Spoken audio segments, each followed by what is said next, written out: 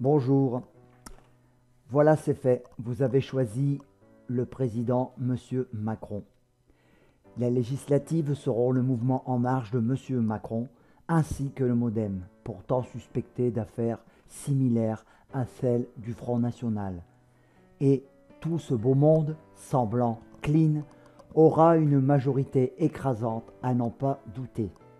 Et ceci malgré toutes les recommandations de tous les spécialistes qui vous ont prévenu des risques d'un tel gouvernement.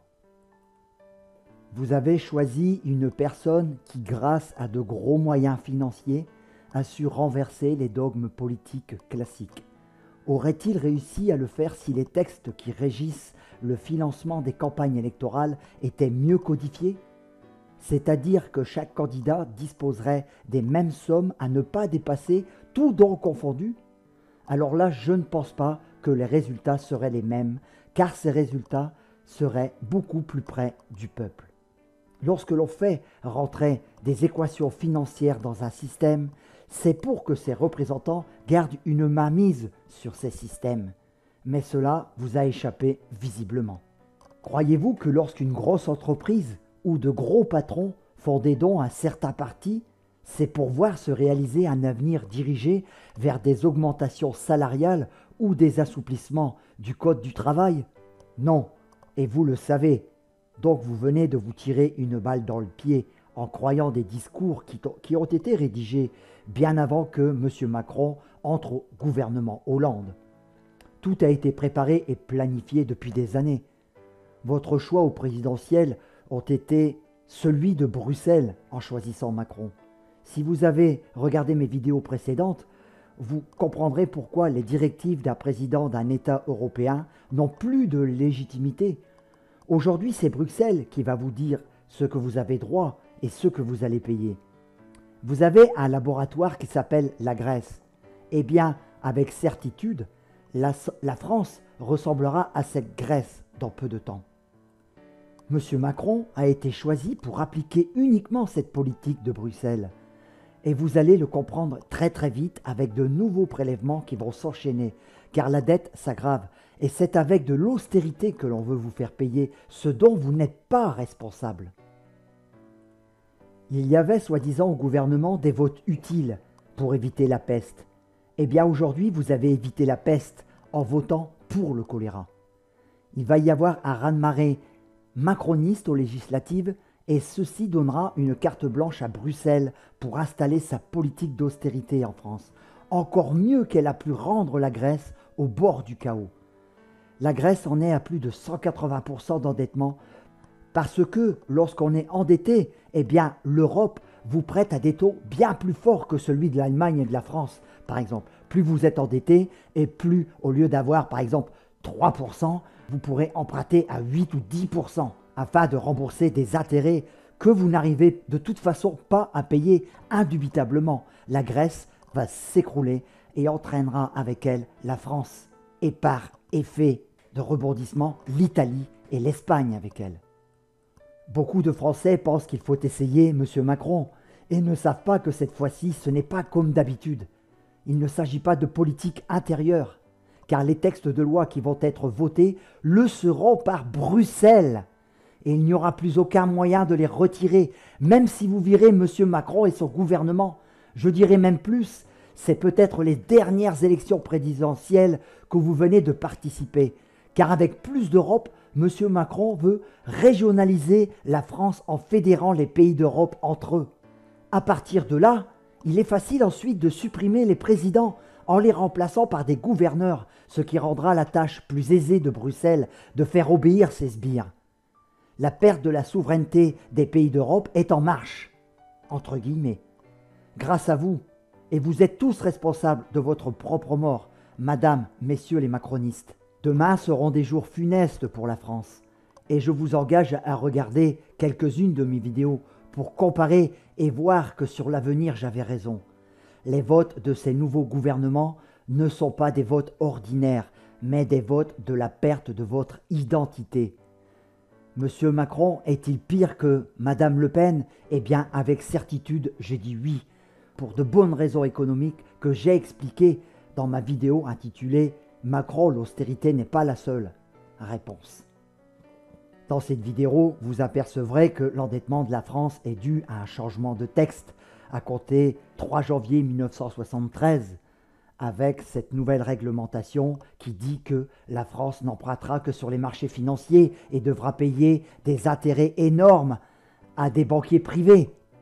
Ensuite, que cette balance commerciale déficitaire de la France par rapport à l'Allemagne de 48,1 milliards d'euros de déficit n'est due qu'à, malgré la baisse du pétrole et malgré la baisse de l'euro, qui n'ont pas d'impact sur notre balance, parce que nous n'exportons pas et qu'il faut rendre à la France, non par l'austérité, qu'il faut rendre à la France sa souveraineté en changeant, en donnant la possibilité aux petites et aux moyennes entreprises d'exporter leurs fruits du travail, en améliorant l'outil de travail et en protégeant cet outil de travail au niveau national.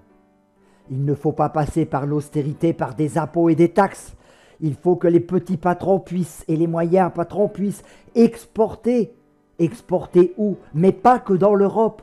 Exporter en Chine, exporter en Asie, exporter en Afrique, exporter au travers le monde. Pour avoir justement une balance commerciale positive. Ceci, c'est possible avec des gens intelligents, non des gens bornés. Des gens qui ont appris au travers des livres, grâce à une instruction, en laissant de côté leur intelligence, que pour gouverner un pays, eh bien, il faut taxer ses travailleurs. Non, ce n'est plus comme ça aujourd'hui. C'est pour ça que la Terre ne tourne plus. C'est parce qu'on tourne tout autour de la finance. C'est terminé maintenant. Il faut vous servir de vos ménages si vous avez un peu de matière grise dedans. Vous le voyez bien, aujourd'hui on vous parle d'écologie par exemple. Mais c'est l'écologie de la finance, encore une fois. Vous voyez l'écologie sous forme de taxes, sous forme de finances, sous forme de dollars, d'euros. Mais ces euros qu'on vous a ponctionnés, qu'est-ce qu'on fait avec? Vous ne voyez rien arriver pour l'écologie, rien du tout. La terre se meurt, la nature se meurt, les gens se meurent et on est en train de vous asperger le ciel d'énormes particules, de nanoparticules qui sont en train de multiplier les cancers et de multiplier les allergies chez les êtres humains tout autour de notre planète. Même les gens qui vous aspergent comme ne sont même pas capables de comprendre ça, tellement ils sont peu intelligents. Vous vouliez du changement? Eh bien, par manque d'intelligence et de faiblesse, vous vous êtes fait posséder. Ce changement bouleversera vos familles. Vous pensez que cette nouvelle Europe sera une Europe faite pour vos familles? Eh bien, certainement pas. Elle sera une Europe taillée pour les nantis, pour les gens de la finance. La France, votre pays, vous n'aurez plus les moyens d'y habiter, car il va devenir une villégiature de riches et de nantis. On vous donnera juste les moyens de travailler en Pologne ou en Roumanie avec un SMIC de 500 €.